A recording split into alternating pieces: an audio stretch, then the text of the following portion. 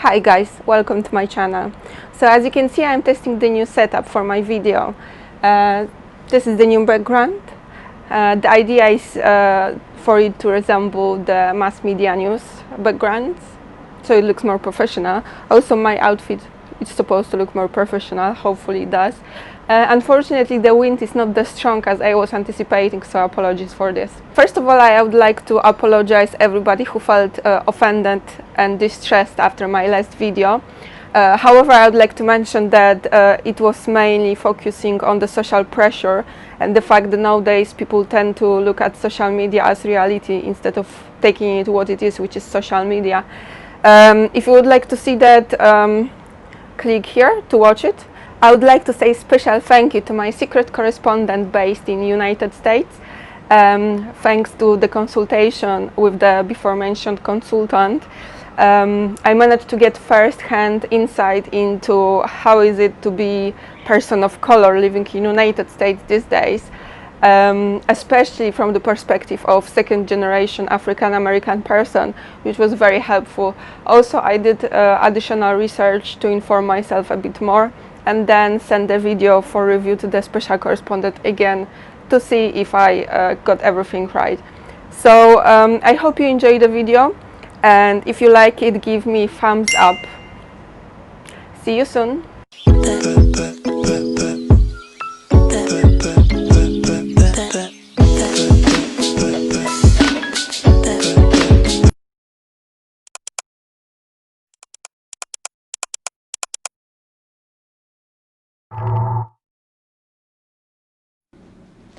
Racism history in the United States began with 400-year slavery track record, where Africans were being kidnapped from their homes and forced into slavery in the American colonies in 17th and 18th centuries.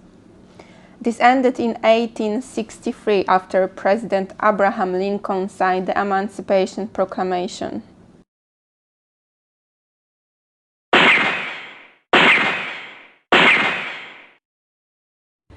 End of Civil War in 1865 further reinforced the abolition of slavery with issuing the amendment to the United States Constitution, guaranteeing equal rights to all Americans, no matter the color of their skin. However, this hasn't changed the mindsets, and young Americans were taught from young age that white Americans were superior in terms of intellect or importance.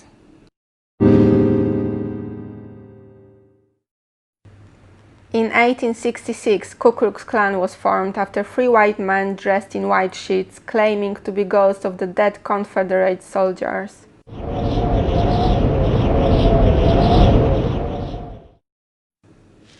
What initially was meant to be a joke turned out the beginning of a terrorist organization intimidating, publicly lynching, and killing members of black communities and their supporters. Ku Klux Klan was responsible for killing in total over 20,000 both adults and Jim Crow was a character played by a white actor called Thomas Dartmouth Rice, who reflected mockery over African Americans and their culture.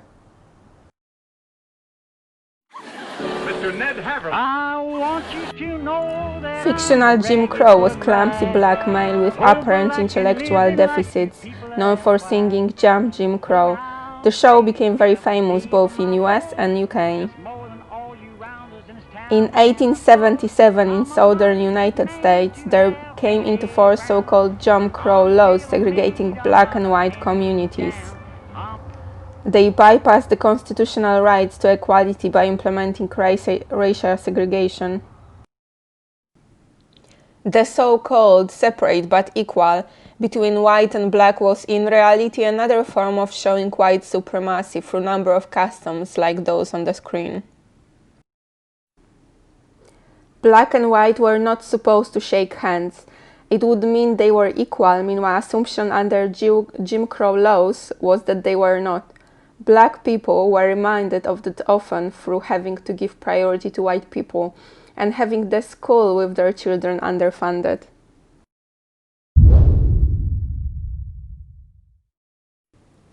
In 1960, civil war in United States started whereas people like Dr. Martin Luther King Jr., Attorney Robert Kennedy, and Thurgood Marshall fought for civil rights. It was finished in 1964 with the Civil Rights Act being signed to outlaw discrimination based on race, color, religion, sex, or national origin.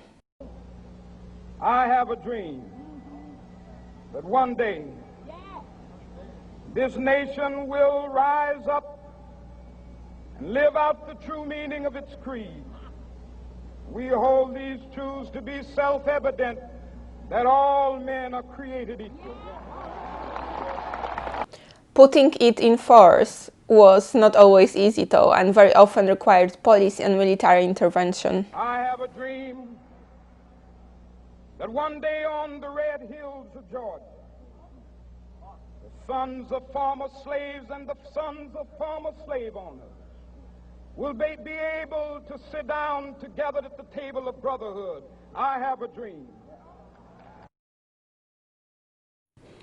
In 1960s, the sociologist John McKnight first used the term redlining for a practice going on since 1930s, describing practicing of discriminating certain demographics in their efforts to obtain various services like a bank credit based on their postcode.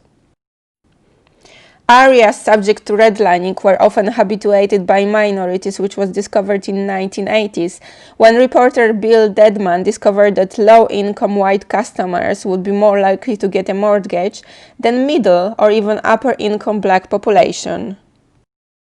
This comes from the fact that African Americans were already disadvantaged from the start growing up in redline areas, which were underinvested, had lower government funding for education and credit.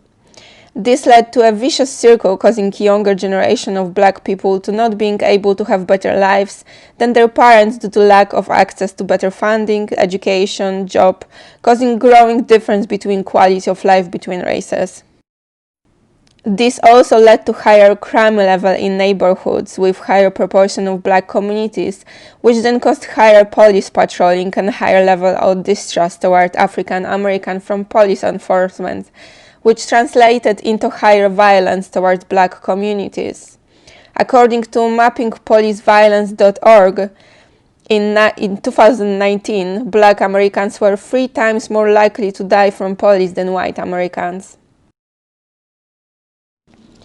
This brings us to present. Despite number of steps taken to protect civils against racial discrimination, there is visible division in the society between white and black communities related to a number of areas, like economical, educational, or legal. Minorities growing up in the United States keep on being disadvantaged for generations and find it difficult to establish better life for themselves nowadays.